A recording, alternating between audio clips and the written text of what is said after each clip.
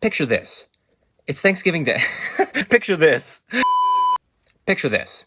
It's Thanksgiving Day and you're seated around the dining table with your family. Uncle Jim Bob, fresh from binging Tucker Carlson for hours last night, is seated at the end of the table.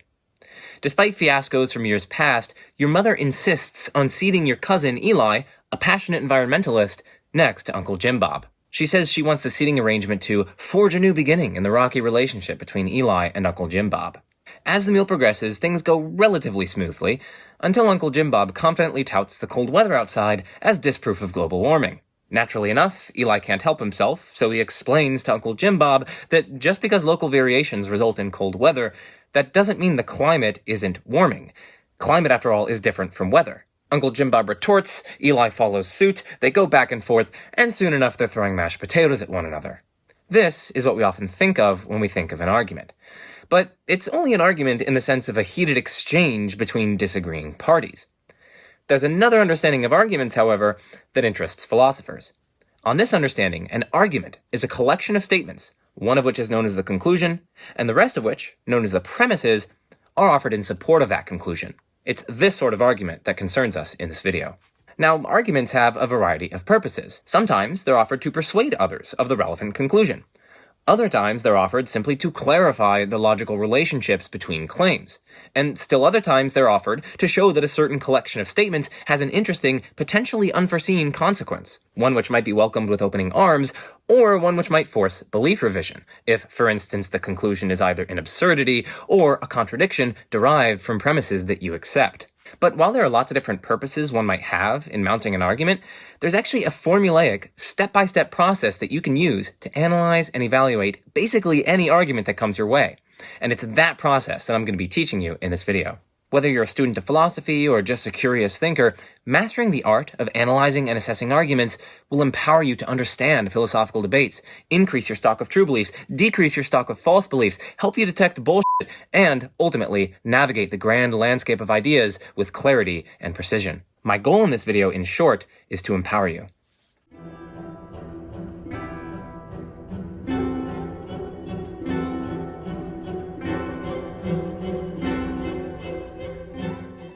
Again, I'm going to equip you with a step-by-step guide for analyzing and assessing arguments.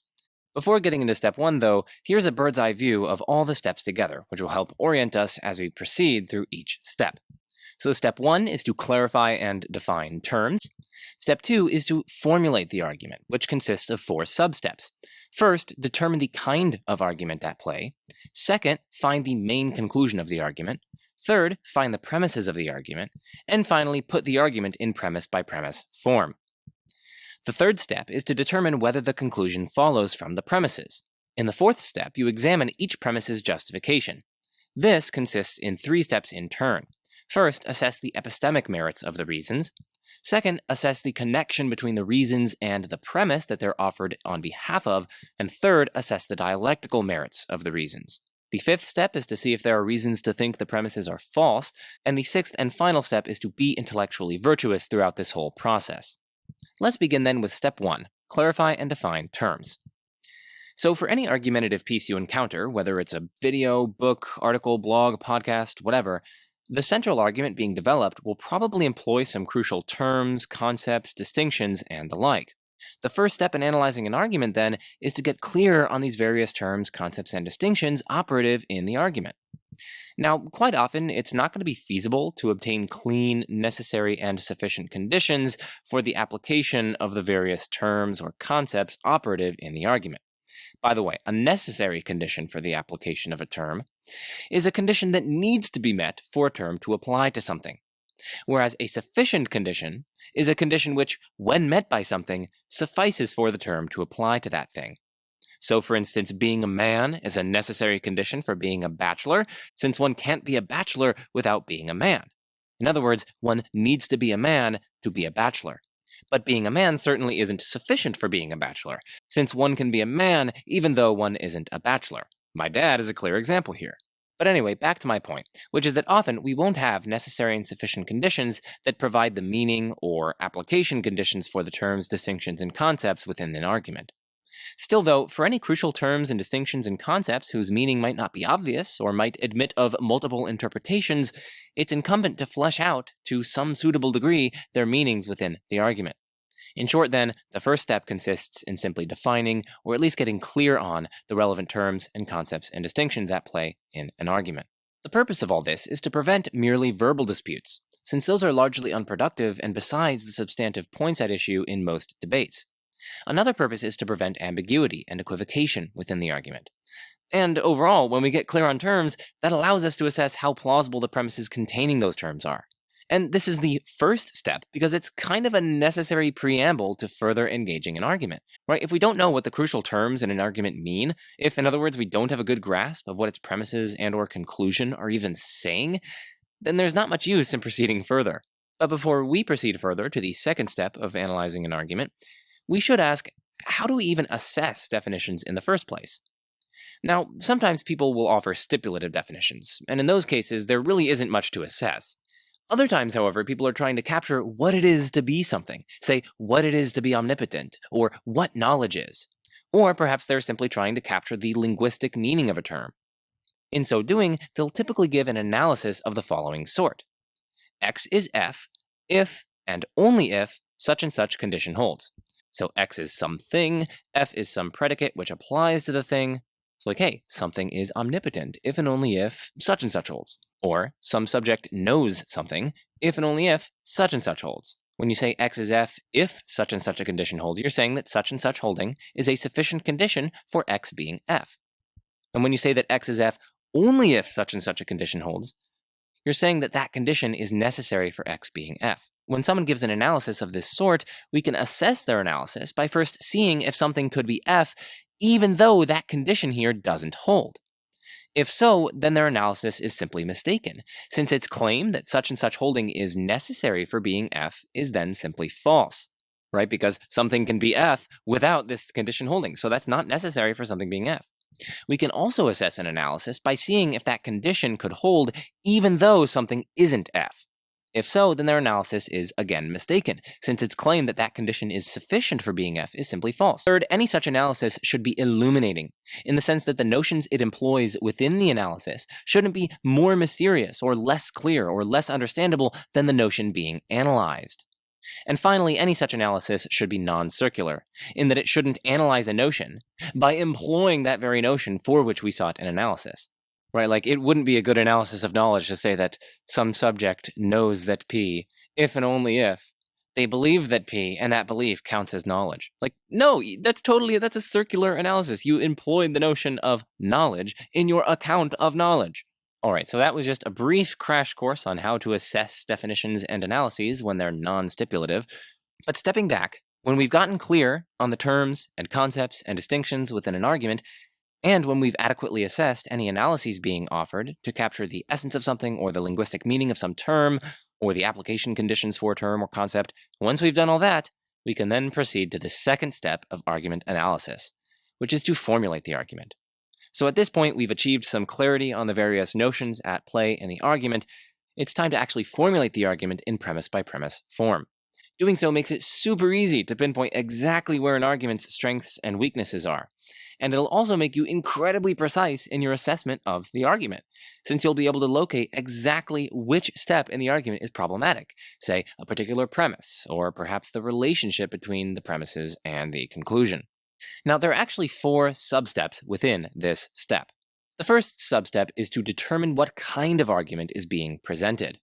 Arguments, after all, come in many different kinds, many different varieties, many different forms. In some of them, the truth of the premises is supposed to guarantee the truth of the conclusion, in the sense that it's impossible for the premises to be true while the conclusion is false. These are known as deductive arguments. More precisely, in a deductive argument, the premises are supposed to logically entail the conclusion. It's logically necessary that if the premises are true, then the conclusion is also true. It's supposed to be literally logically inconsistent to assert all the premises and yet deny the conclusion.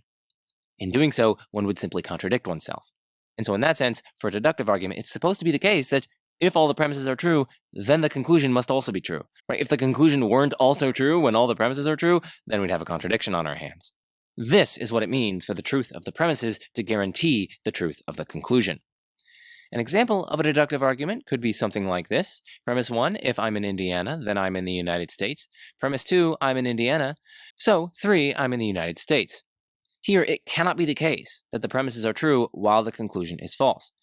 Given that these two premises are true, the conclusion logically and inescapably follows. It's literally contradictory for both of the premises to be true and yet the conclusion to be false. That's the goal of a deductive argument. By contrast, non-deductive arguments are simply arguments which are not deductive. That is, the truth of a non-deductive argument's premises does not guarantee the truth of its conclusion. Instead, the truth of the premises is meant to merely probabilistically support the truth of the conclusion, either by raising its probability or else by making it likely to be true. In non-deductive arguments, it's not logically impossible for all the premises to be true while the conclusion is false. In other words, it could be the case, in principle, that all the premises are true, even though the conclusion is false. There's nothing inconsistent or contradictory about that. Still, though, the premises are meant to probabilistically support the conclusion in some way. Now, there are lots of different kinds of non-deductive arguments. So simple inductive arguments, for instance, go something like this. 1, all observed f's have property p. So, probably, 2, all f's have property p. Right, so like all observed physical objects obey the law of gravity, so probably all physical objects obey the law of gravity.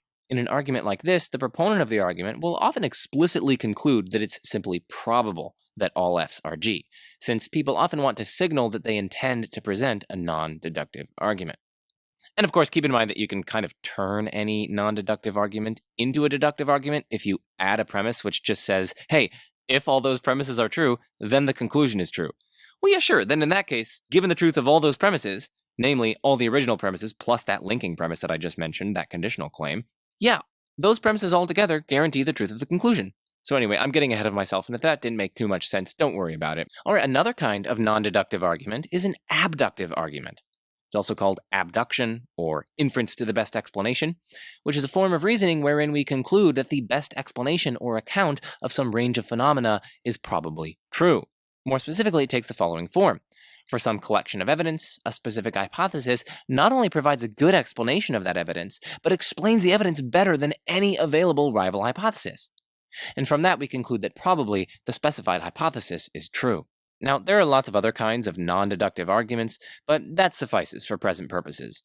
The first substep, again, just urges us to identify the kind of argument at play, since evaluating an argument requires understanding the intended relationship between its premises and its conclusion. If the premises aren't intended to guarantee the truth of the conclusion, for instance, then it would be silly to criticize the argument on account of its premises failing to guarantee the truth of the conclusion. That's not what the argument was meant to do in the first place. So that's why this is the first step here. You need to determine the kind of argument at hand.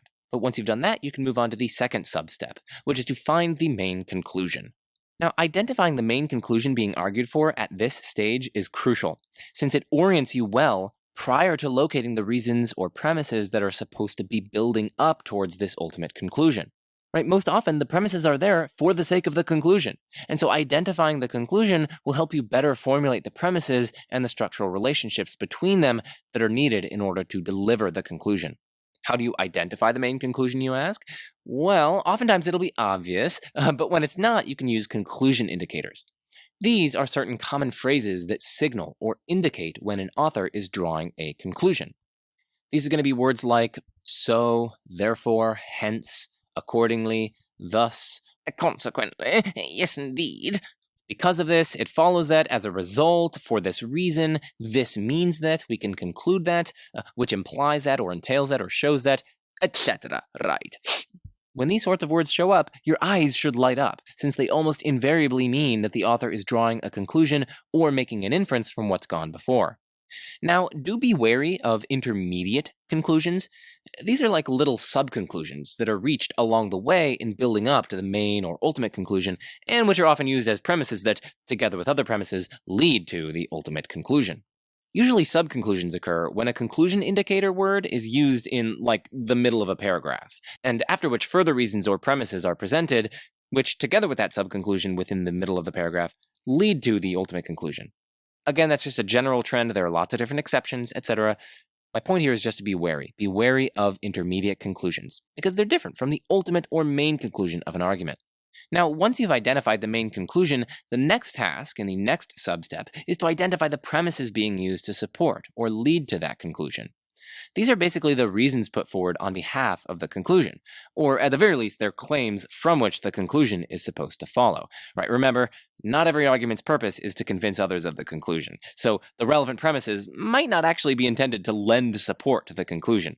They might be simply employed to show that a particular conclusion follows from someone's beliefs, or else from an abstract set of claims. Right? So just keep in mind, again, that arguments have variegated purposes. So, how do you find the premises in an argument? Well, I'm glad you asked, because much like in the case of finding the conclusion, there are often premise indicators, which are words or phrases that signal the introduction of a premise within a chain of reasoning. They'll typically be things like since, because, for, as shown by, or as indicated by, assuming that, owing to, given that, seeing that, the reason is that, considering that, due to the fact that, in light of, however, but when it occurs at the beginning of a sentence, and when it occurs at the beginning of a sentence, and so on. Now, when you're locating the premises of an argument, always keep in mind that the premises are supposed to be building towards the main conclusion. So, having the main conclusion in mind when finding the premises will be helpful, as it'll orient your search in precisely the direction that the premises are supposed to be pointing. In short, it'll make your task both easier and more reliable.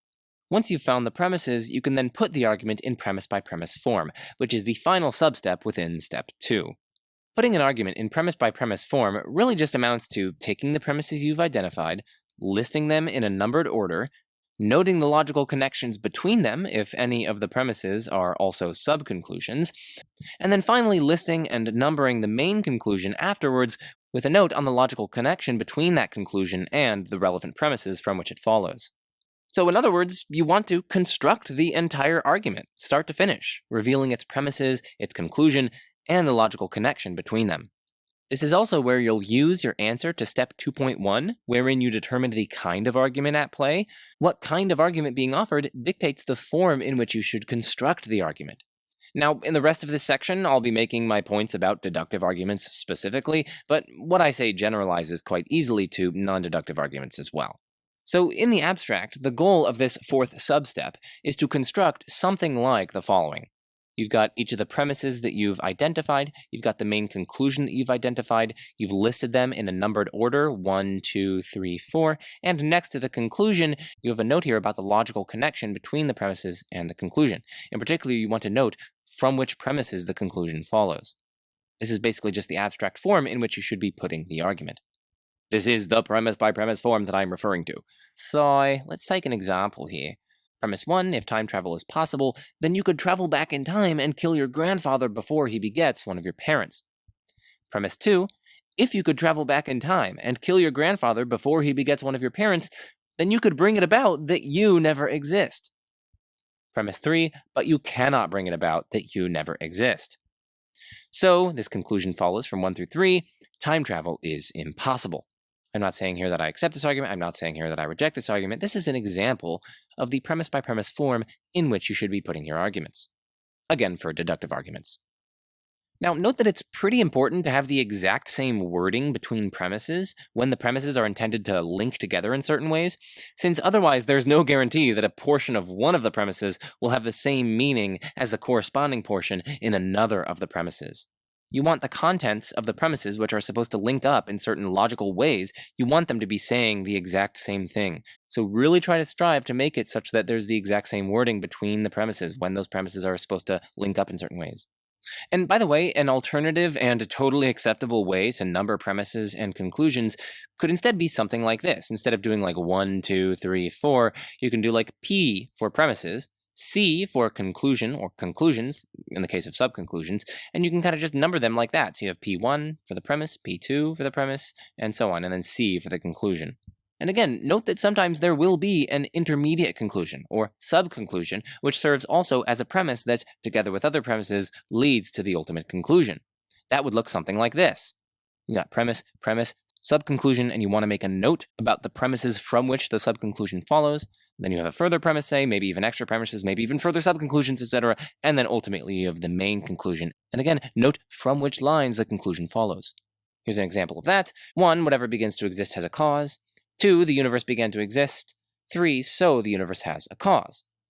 4, if the universe has a cause, then God exists. 5, so God exists. And of course, here's an obligatory shout-out for my Kalam playlist. This argument here is called the Kalam cosmological argument, and I've explored every nook and cranny of that argument in extraordinary detail in this playlist, so I highly recommend checking it out for those interested. And again, we can number things in different ways, such as the following, right? P1 for a premise, P2 for the premise, C1 for a subconclusion, and then note which premises the subconclusion follows from. Add another premise like P3, and then you have the main conclusion, which is C2, right? Because you had C1 here, you have C2 here, and you can say which lines the main conclusion follows from. It follows from that subconclusion here, together with premise 3. See, this should be saying P3. Now, sometimes it'll be pretty easy to put an argument in premise-by-premise form, since sometimes the author or speaker does it for you. Even then, though, authors usually offer sub-arguments for the premises in their main argument, and oftentimes these aren't laid bare in premise-by-premise form. So even when the author puts their main argument in premise-by-premise form, work may still need to be done in putting their justifications for their main premises in premise-by-premise form, with those main premises as the conclusions of these further sub-arguments. I know, it's kind of like argumentception. And when the author doesn't put their argument in premise-by-premise form, it's then your task to faithfully and clearly present it in that form. Sometimes the author will leave steps implicit, and one of your important tasks is to charitably formulate those implicit steps in the most plausible or least implausible manner, while still being maximally faithful to the author's original argument/intentions. So when you are putting an author's argument in premise-by-premise form, and when the author leaves some steps implicit that you have to construct, again, just be guided by the principle of charity. Formulate those implicit steps in the most plausible or least implausible manner, while remaining faithful as best as you can to authorial intent. Now, once the argument is formulated in premise-by-premise style, you can proceed to the juicy stuff, beginning with step 3, determine whether the conclusion follows. Now, the goal of this step is to determine whether the argument's conclusion follows from its premises. The central question here is, given the truth of the premises, does the truth of the conclusion thereby follow? Here again is where the kind of argument at play is pretty important. In the case of a deductive argument, step 3 consists in checking for validity.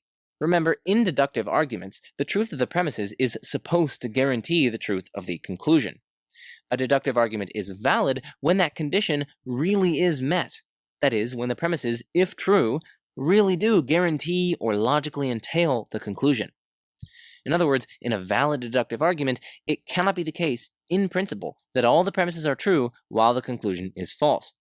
In other words, there's no way for the premises to be true while the conclusion is false. In still other words, the conjunction right here is inconsistent. This, by the way, is the conjunction of the premises together with the denial of the conclusion, right? So we have P1, that's the first premise, and P2, that's the second premise, and P3, that's the third premise, and so on through Pn, and the negation of the conclusion, that is the denial of the conclusion. So a conjunction is just a claim of the form P and Q, and it could be arbitrarily long, so P and Q and R and S and etc. So the conjunction of premise 1 and premise 2 and premise 3 and etc. and the denial of the conclusion, that conjunction is inconsistent. It entails a strict contradiction. Again, these are all just equivalent ways of capturing validity. And then finally, in still further words, if all the premises are true, then the conclusion must also be true. This is what validity amounts to. These are all equivalent, or at least approximately equivalent, ways of capturing validity. At this point, though, I think you get the point. By contrast, in an invalid deductive argument, these equivalent conditions are not met. Even supposing that all the premises are true, it may still be the case, in principle, that the conclusion is false, right? It isn't logically inconsistent to affirm all the premises while denying the conclusion. That's what characterizes invalid deductive arguments. What about non-deductive arguments, you ask? Well, for non-deductive arguments, the notion analogous to validity is called strength. And so step 3 for non-deductive arguments consists in checking for strength. Strength here is a technical term. In a strong non-deductive argument, the premises, if true, really do probabilistically support the conclusion, though they don't logically guarantee it, of course, right? Because it's a non-deductive argument. That is, if all the premises are true, then the conclusion is thereby rendered probable, or at least thereby gains a boost in its probability.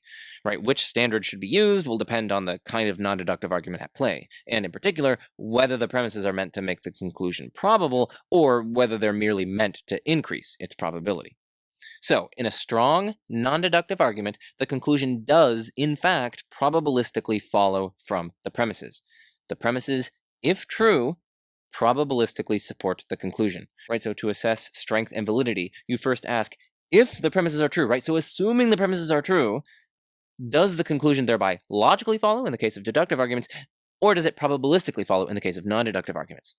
By the way, a non-deductive argument that isn't strong is said to be weak. So in a weak non-deductive argument, it's not the case that the premises, if true, probabilistically support the conclusion. In other words, even assuming that the premises are true, the conclusion isn't thereby rendered probable, or alternatively, isn't thereby increased in likelihood. So here's a brief summary of step 3, which again at a broad level is just determining whether the conclusion follows from the premises. For deductive arguments, check for validity. The truth of the premises should logically guarantee the truth of the conclusion. For non-deductive arguments, check for strength. The truth of the premises should probabilistically support the truth of the conclusion. In each of these cases, we can speak of the conclusion deductively or probabilistically following from the premises. Right? In a valid deductive argument, the conclusion deductively follows from the premises. And in a strong non-deductive argument, the conclusion probabilistically follows from the premises. Right? That's why I summed up the third step as checking whether the conclusion follows. Finally, notice that validity and strength are purely formal or structural features of arguments. We're not yet considering the precise content of the premises, like whether they're true or justified or what have you. Instead, we're looking at the abstract form of the argument and asking, if the premises are true, does the conclusion then follow from them? Right? This is a function not of the precise content of the premises, but instead of the abstract structural relationship between the premises and the conclusion. Once we've ensured that the form or structure of the argument is good, we can then proceed to examine its content, which brings us to the next few steps, beginning with step 4, examine each premise's justification. So in this step, you need to examine whether the premises in the argument are justified. In short, you want to proceed through each premise and ask whether there's good reason to think it's true. In particular, for each premise, systematically proceed through the following. First, determine whether reasons for the premise are even presented. If one or more reasons are presented on behalf of the premise, then to assess these reasons, you need to follow a 3-step process. First, assess the epistemic merits of the reasons. Second, assess the connection between the reasons and the premise that they're offered in support of. And third, assess the dialectical merits of the reasons. So let's get on to the first step of that process, which is to assess the epistemic merits of the reasons themselves. Epistemic comes from the Greek word episteme, which means knowledge. And what I'm really getting at when I use the epistemic merits of the reasons themselves are the following questions that you need to ask. First, are those reasons justified? Are they themselves justified? Or are they just bare assertions in need of justification, but for which no justification is offered? Ask things like, are they plausible? Do they rest on implicit assumptions in need of justification? Do the reasons conflict with other things that we're justified in accepting? And in addition to asking whether the reasons are justified, also ask, of course, directly, are they true? So all of these are falling under the heading of assessing the epistemic merits of the reasons themselves. The second step is to assess the connection between the reasons and the premise that they're offered on behalf of. Here we're asking, do the reasons actually justify the premise? Do they actually support or lend credence to it? Would the reasons only support the premise with the addition of an implicit linking claim? For example, if the consideration cited in support of the premise isn't obviously relevant to it, well then a linking premise might be needed which says that if that consideration is true, then the relevant premise is true. And when this is the case, when the reasons only support the premise with the addition of an implicit linking claim or claims, well then you can ask, is that claim or are those claims justified? Also ask, does the premise really follow from the reasons offered on its behalf? And if the reasons are supposed to only probabilistically support the premise, do they actually make the premise probable? So notice that all of these aren't directly assessing the epistemic merits of the reason, right? That's what we did in step 4.1. Instead, we're assessing how that reason, or how those reasons that the person offers for the premise, connect up with that premise. Do they actually justify it? Do they lend credence to it? Would they only support the premise with the addition of some other claim or claims? Does the premise really follow from them, whether deductively or probabilistically? And so on.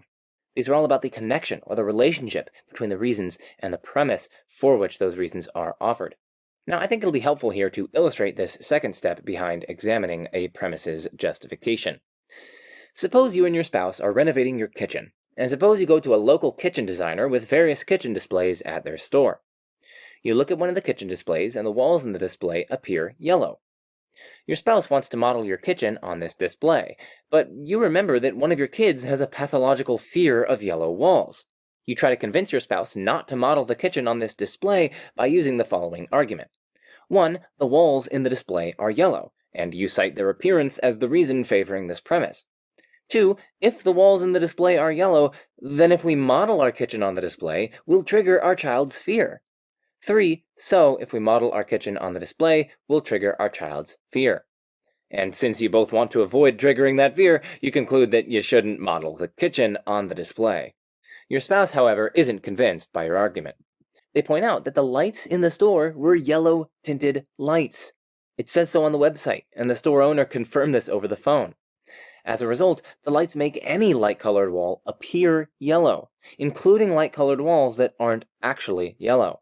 So, your spouse reasons, your first premise is unjustified, since the wall may very well be white, or light blue, or beige, or any other light color, even though it appears yellow.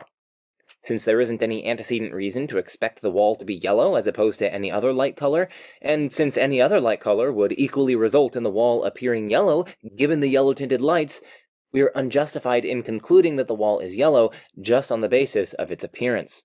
Here, your spouse has offered a pretty good reason to think that your first premise is unjustified. Importantly, your spouse hasn't shown that the wall isn't yellow, right? For all they've said, the wall might still be yellow. The point, though, is that your spouse has removed the justification for thinking that the wall is yellow. It's another thing entirely to go on to show that the wall isn't yellow, which your spouse hasn't done here. And this, by the way, maps onto an important philosophical distinction between undercutting defeaters and rebutting defeaters. Now, these are oftentimes used differently by different philosophers, so when they come up in conversations, it's helpful to give a brief characterization of what you mean by them when you're using those terms, but here's a gloss on relatively popular and relatively standard usages within philosophy. So an undercutting defeater for a claim is some consideration that removes or undercuts or undermines the justification for that claim. It targets the connection between the claim and the reason or reasons offered on that claim's behalf, showing that the claim isn't adequately supported by the reasons. By contrast, a rebutting defeater for a claim is a reason to think that the claim is false. It directly targets the claim itself, and provides grounds for thinking that that claim is false. Right? In the above example, your spouse only offered an undercutting defeater for your first premise. Right? They didn't give a reason to think that the premise is false, but rather they just gave a reason to think it was unjustified by challenging the support offered on its behalf. So overall, it's pretty important to examine the connection between the reason or reasons and the premise that they're meant to support, and that, you will recall, is the second step within our three-step process behind step 4. Onwards we march, though, to the third step within this three-step process, and that third step is to assess the dialectical merits of the reasons.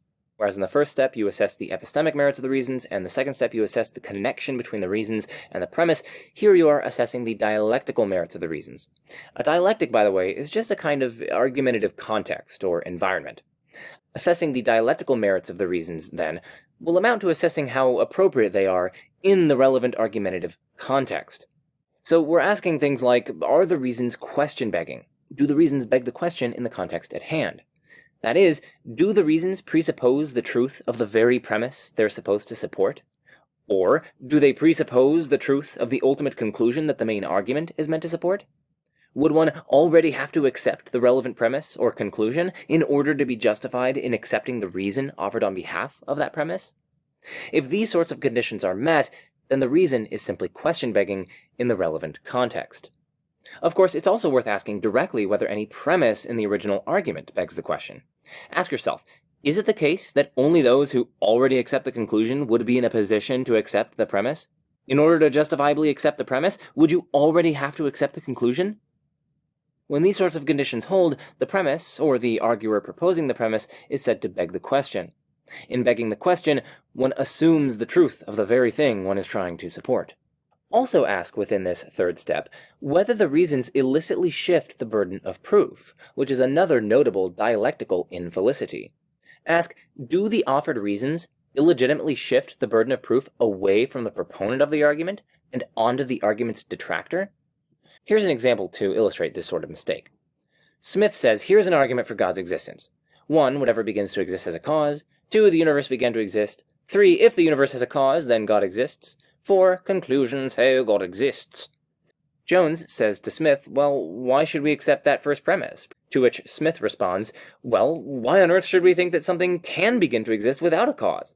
Notice here that Smith has illicitly shifted the burden of proof onto the one who isn't convinced that one of his premises is true.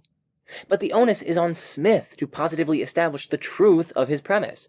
The onus isn't on the recipient of the argument to positively establish that one of Smith's premises is false. If Smith doesn't actually roll up his sleeves and give us some non-burden-shifting reason to accept his premise, then he simply failed to make his case for his conclusion. So anyway, that's another dialectical infelicity to be aware of and to look out for. Within this third step, you should also ask whether the reasons offered on behalf of the relevant premise conflict with other parts of the argument, such as other premises, or the main conclusion, or other reasons offered on behalf of premises. And ask, do the reasons equally support a claim incompatible with the premise that they're meant to support? And also, do they equally support a claim incompatible with something else in the argument? If the answer is yes to either of these, that's yet another dialectical problem for the argument at hand. The reason or reasons offered on behalf of one of the premises either fail to support that premise because they equally support a claim incompatible with the premise, or you've got a problem for the overarching argument because those reasons equally support a claim incompatible with something else in the argument, say the main conclusion, or say some other premise. Here's some examples of this. For example, in the case of the Kalam cosmological argument's causal principle, the principle that says that whatever begins to exist has a cause, someone might offer a reason to accept that principle, deriving from our universal experience of beginnings having causes. But crucially, our universal experience equally supports other principles incompatible with the very traditional theism that serves as the ultimate conclusion of the Kalam. One such principle would be the principle that every material thing that begins to exist has a material cause in the sense of things or stuff from which it's made. For more on this sort of point, you can see my video on the Kalam's causal principle. A similar thing often occurs with the possibility premise in the modal ontological argument. According to that premise, it's possible that God exists. Oftentimes, someone will offer a reason to accept that premise, which equally supports the reverse possibility premise, that it's possible that God doesn't exist. Holding fixed the other portions of the modal ontological argument, these two possibility premises are actually incompatible with one another. And so in order to justify only one of them, one needs to offer a reason for it that doesn't equally favor the other incompatible premise. For more on this sort of point, see my videos here on the screen. A user's guide to the modal ontological argument and ontological arguments from Anselm to Gödel. Now, there are other questions to consider in assessing the reasons that someone offers on behalf of a premise, but covering all of them would literally take dozens upon dozens of hours. My goal here has simply been to give a helpful glimpse into some of the most important questions that you should be asking. Anyway, again, right now I'm taking you through the three-step thought process behind examining the reasons offered on behalf of a given premise. We first determined whether reasons for the premise are even presented. If one or more reasons are presented, then you should follow that three-step thought process just outlined. But if reasons aren't presented, you need to determine whether reasons are needed. If they're not, then it's not really problematic that reasons aren't presented. Reasons may not be needed for a premise when, for instance, the premise is definitionally true, or obvious, or granted by all parties to the dispute. Or when the purpose of the argument isn't to persuade others or to support the conclusion, but instead to, say, clarify a debate, or show a consequence of a set of claims. Importantly, though, when conditions like this aren't met, when the premise isn't definitionally true, when it isn't obvious, when it isn't granted by all parties to the dispute, and when the purpose of the argument is to persuade or to support the conclusion, then some reason for the premise is probably needed. And if some premise is needed but not presented, then congratulations, you found a flaw in the argument. So then we have the following chart you should use to implement our fourth step in analyzing arguments. And again, the fourth overarching step is to determine whether the premises of the argument are justified. So here's our handy-dandy table. On the top, we've got some reason is needed. versus no reason is needed, and on the left we've got some reason is presented versus no reason is presented. Now, if some reason is needed, well then if some reason is presented, well then just follow that three-step thought process. If some reason is needed but no reason is presented, well then you've found a flaw in the argument. If no reason is needed, but some reason is presented nevertheless, well then if time and space permit, you can follow that three-step thought process. It's not going to hurt to examine that reason or those reasons, even though they aren't needed. But if time and space don't permit, or if it doesn't seem appropriate, you can just proceed on to step 5, which is what we're going to cover next in the video. And finally, if no reason is needed and no reason is presented, well then again, just proceed to step 5. So then, once you've faithfully followed this chart with due care and requisite depth, you can proceed on to step 5. See if there are reasons to think the premises are false. So even if the premises are justified, at least to a reasonable extent, they may still be false, right? It's important, then, to think about direct challenges to the premises. And that's the purpose of this 5th step. Whereas in step 4, you assess the reasons purportedly favoring a given premise, in step 5, you're trying to see whether there are good reasons to think the premise is actually false. To use some helpful terminology introduced earlier, whereas step 4 is to determine whether the premises face undercutting defeaters, step 5 is to determine whether they face rebutting defeaters. So the goal, again, is to see whether there are direct challenges to the premises, such as counterexamples to them, counterarguments, and, in general, just any reason to think one or more premises in the argument are false. By the way, steps 3 through 5 jointly help us determine whether an argument is sound, in the case of a deductive argument, or cogent in the case of a non-deductive argument. A deductive argument is sound exactly when it's valid and has all true premises.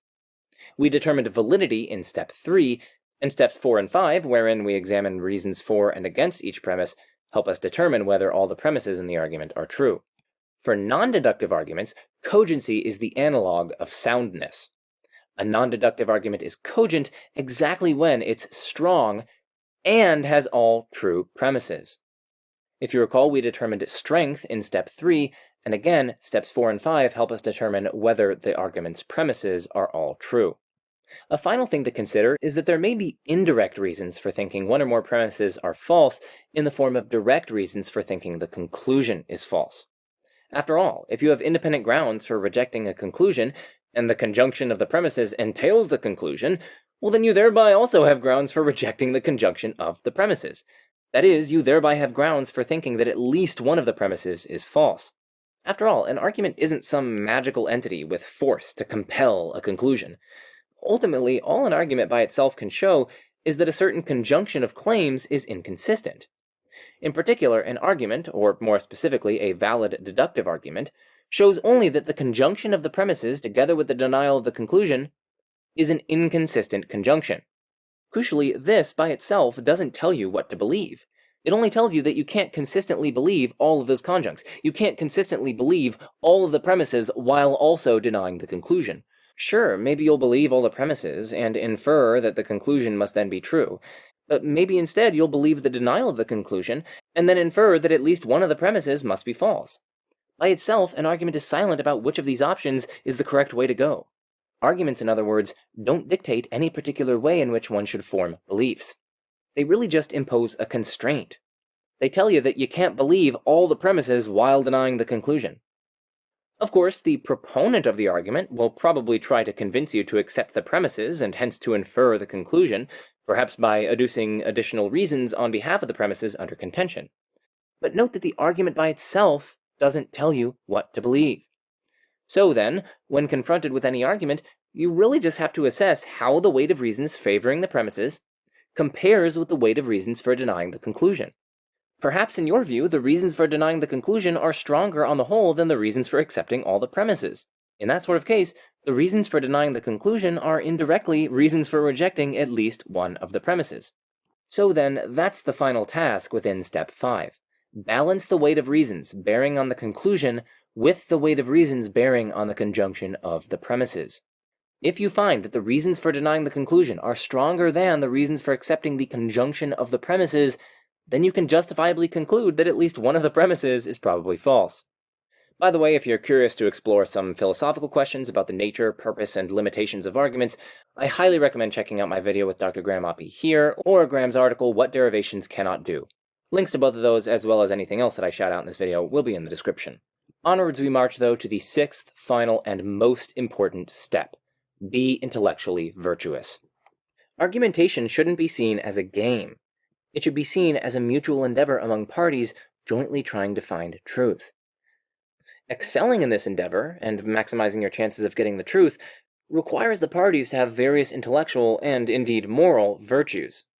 Briefly, virtues are stable, habitual, excellent character traits that orient you towards truth, in the case of intellectual virtues, and goodness, in the case of moral virtues. They're dispositions to act, think, and feel in various ways conducive to the productive exchange of ideas and the discovery of truth.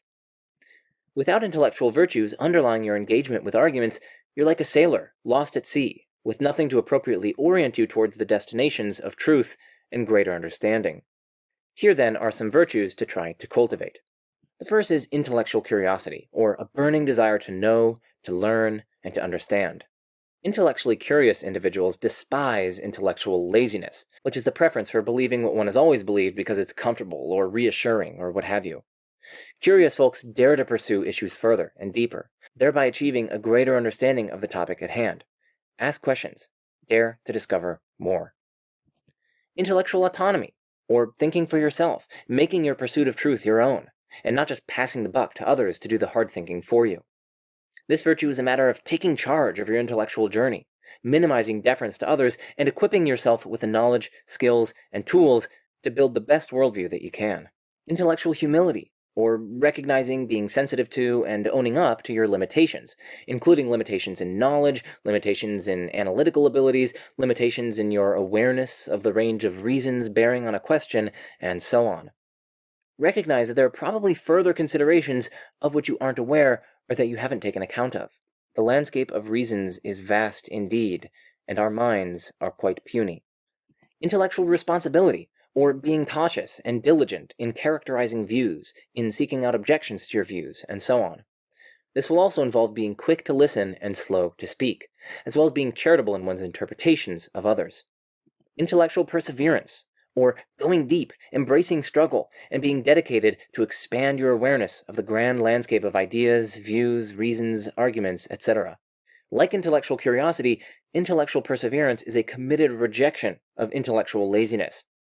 Those with intellectual perseverance see barriers, hardships, and obstacles in their intellectual lives as challenges to be overcome and opportunities for growth. Instead of giving up on their pursuit of truth when the going gets tough, they dig even deeper into the issues, read and investigate further, and grow in knowledge and understanding. Problems and puzzles are opportunities for discovery, not insurmountable barriers. Persist in the path of discovery because treasures await. Open-mindedness, which involves a willingness to revise, reconsider, and doubt one's beliefs, and it involves a commitment to explore alternative views in requisite depth. Intellectual courage. Dare to question your beliefs and received opinions and foundational assumptions. And intellectual empathy, or understanding opposing views and their motivations, understanding the people who put forward those views, and why and how they might see things differently from you.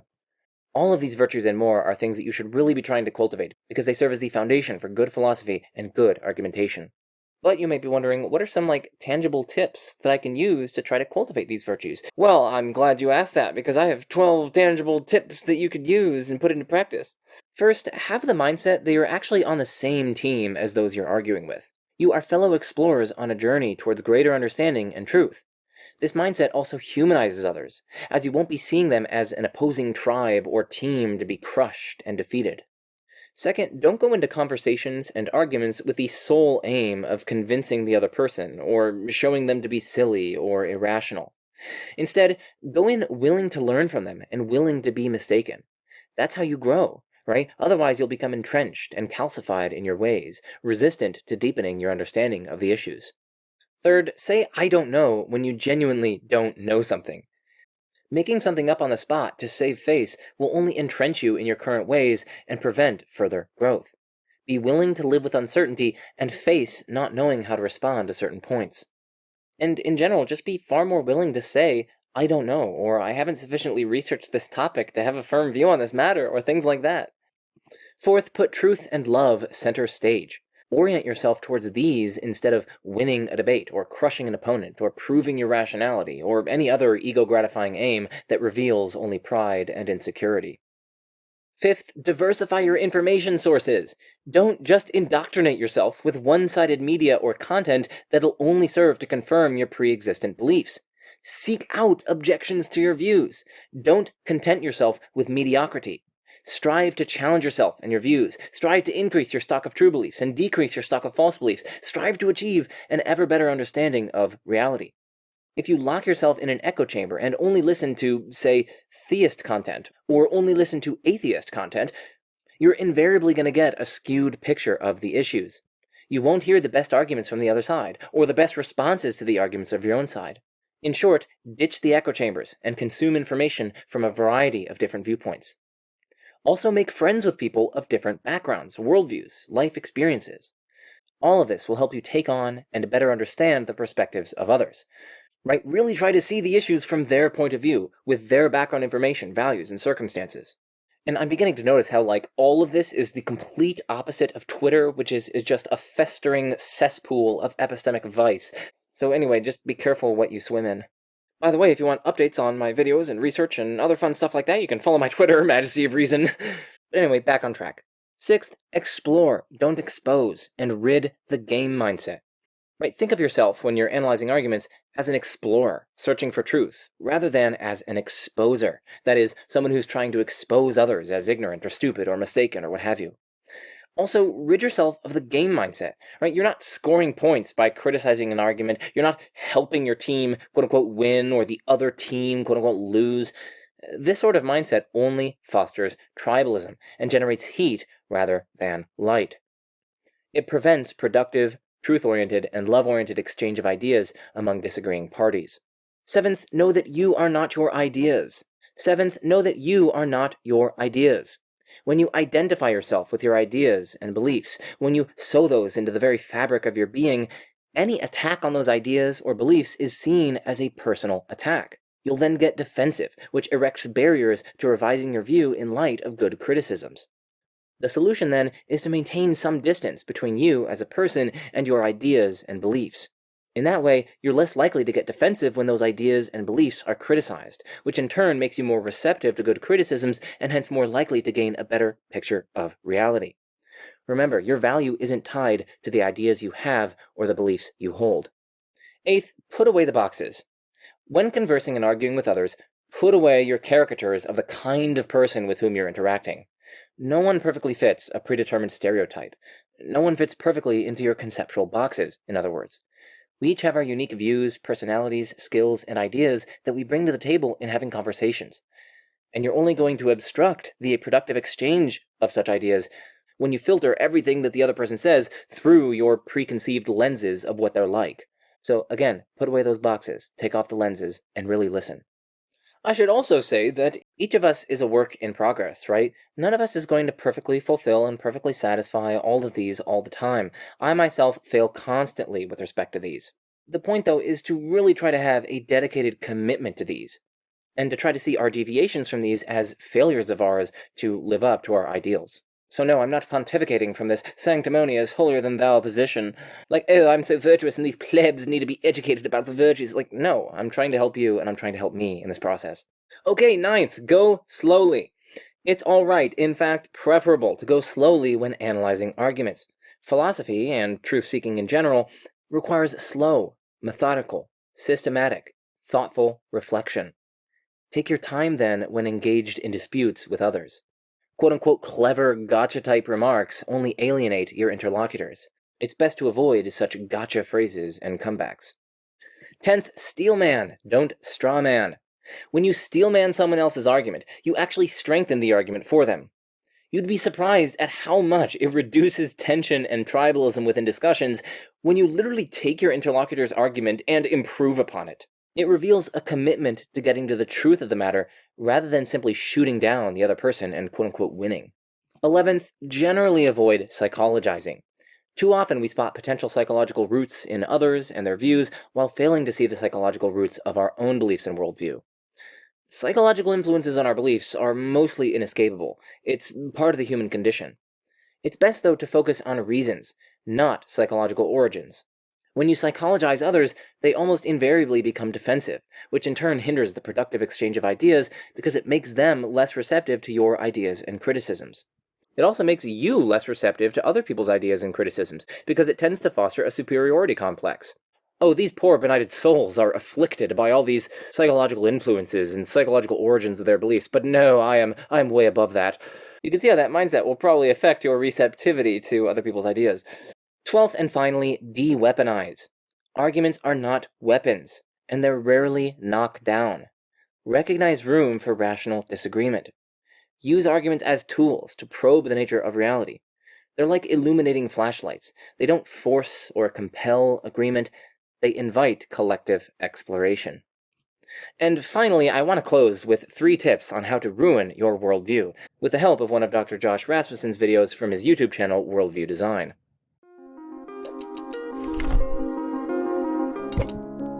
So I want to just share with you how you can ruin your worldview, how you can increase your stock of false beliefs and minimize your true beliefs. 3 tips, 3 strategies you can use to ruin your worldview. First, when you have a belief and you find somebody else who disagrees with your belief, assume that they are unreasonable. Maybe you've got reasons for your belief, and so you've got to assume then that they don't have other reasons, maybe things that you could learn from, things that you haven't considered, but instead treat them as unreasonable. This will ensure that they won't want to help you to see new things because they won't even want to have a conversation with you. Or if they do say something back, they might just call you unreasonable.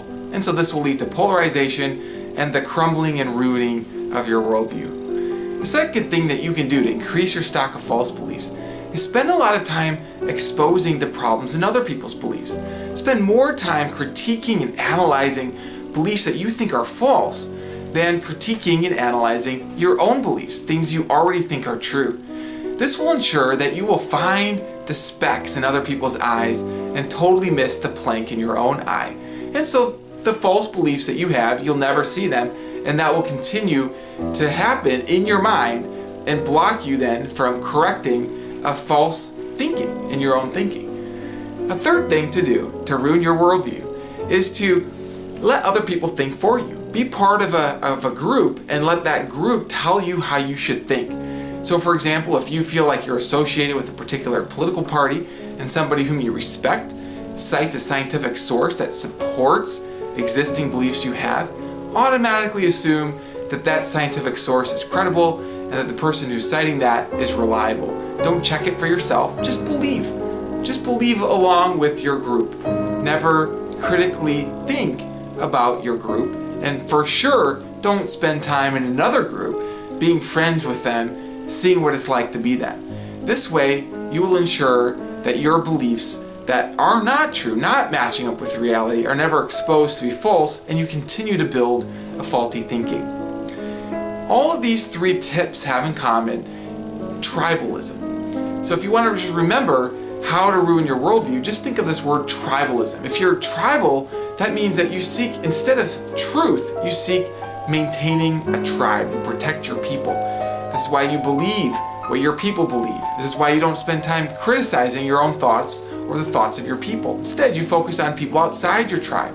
This will help ruin your worldview. If you instead seek truth, that can liberate you from tribalism, but then the problem there is you might begin to have more true beliefs and you might begin to weed out your false beliefs. So you don't want to do that if you want to ruin your worldview. I hope this is helpful to you. That video was just too good not to include. Okay, finally, here are some books you can use to further hone what you've learned in this video and put it into practice. For deciphering validity, you'll need a pretty good foundation in formal logic. I recommend checking out Classical Logic and Its Rabbit Holes, a first course by Nelson Lande, as well as Language, Proof, and Logic by Dave Barker-Plummer, John Barwise, and John Etchemendy. This is the one that Purdue uses for its undergraduate logic class, which is a requirement for the philosophy major, and it's very good. I mean, both of these are excellent, that's why I'm recommending them. For intros to philosophy and how to think and argue philosophically, and really just how to navigate the philosophical terrain surrounding certain topics and ideas and questions and so on, I recommend checking out a number of things. First, the Norton Introduction to Philosophy is very, very good, edited by Gideon Rosen, Alex Byrne, Joshua Cohen, Elizabeth Harmon, and Sayana Schifrin. I don't know if I pronounced that correctly, apologies if I didn't. By the way, major shout out to Gideon Rosen. He's most likely going to be my PhD supervisor at Princeton, so exciting. Secondly, definitely check out Michael Huemer's Knowledge, Reality, and Value, a mostly common sense guide to philosophy. I cannot recommend this one enough. And thirdly, check out Simon Blackburn's Think, a compelling introduction to philosophy. And, of course, check out The Majesty of Reason, a short guide to critical thinking in philosophy by yours truly. Oh, what's that doing on here? That's my other book that you should immediately read. I'm kidding, maybe. I've also done several videos with lots of further book recommendations on lots of these sorts of topics, so check out my Doing Philosophy playlist. In that playlist, I also have videos on the nature of philosophy, how to do it well, how to cultivate the intellectual and moral virtues needed to excel in it, how to read philosophy, how to argue, how to write philosophical essays, and even how to publish in philosophy. You definitely won't be disappointed. And of course, check out my playlists more generally. They're the best, believe me, folks. They are so great, believe me, folks. Alright, so, let's get into a summary of the step-by-step guide for analyzing arguments like a philosopher. Now, know that if you want the full step-by-step guide, that is the full script to this video, patrons have access to the entire script, together with lots of other special and exclusive goodies. So if you see value in the work that I do, please consider supporting me on Patreon. Link to that is in the description. And also, I've created basically an outline of the step-by-step process, which I've made freely available to everyone. I'll link it in the description and in a pinned comment. If you want, you can print it off, memorize it, and take it to heart. I mean, it genuinely will empower you with the skills to analyze and assess arguments just like a philosopher. Step 1 is to clarify and define the terms, concepts, distinctions, etc. at play in the argument. Step 2 is to actually formulate the argument, and what that involves is first determining the kind of argument at play, secondly, finding the main conclusion of the argument, thirdly, finding the premises, and finally, putting the argument in premise-by-premise form. Once you've formulated the argument, you should then determine whether the conclusion follows from the premises. Next, in step 4, you need to examine each premise's justification. You're going to want to follow this table. If some reason is needed, and some reason is presented, we'll then follow the three-step thought process I'm about to outline. If some reason is needed, but no reason is presented, well then you found a flaw in the argument. If no reason is needed, and some reason is presented, well then, if appropriate, and if time and space permit, you can follow the three-step thought process, but otherwise just proceed to step 5, and if no reason is needed and no reason is presented, well then just proceed to step 5.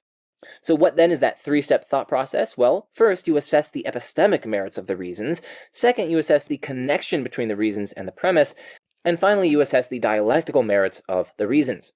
Once you've finished step 4 and examined each premise's justification, then try to see if there are reasons to think the premises are false. And finally, step 6, be intellectually virtuous throughout this entire process, and follow those 12 tips. Oh no, we're done! Sad boy hours. Anyway, if you enjoyed this video, please hit that like button, subscribe, turn on that little bell so that you can get notified when my videos come out. Consider supporting me on Patreon or through a one-time donation. Links to those are in the description. Think about a one-time donation as like a tip. I can hold my hat out at the end of a video and you can basically put some money in there because this is kind of like a performance and I had to do so much work for this. You tip waiters for bringing you some extra breadsticks, and waiters are getting paid for what they're doing, and I'm not getting paid for what I'm doing, and I'm not just bringing you extra breadsticks, I'm trying to help you get to the fundamental nature of reality. And finally, share this video with others to spread the good news of how to analyze arguments like a philosopher. And of course, what better way to end is there than, I'm Joe Schmid, this is The Majesty of Reason, and peace out.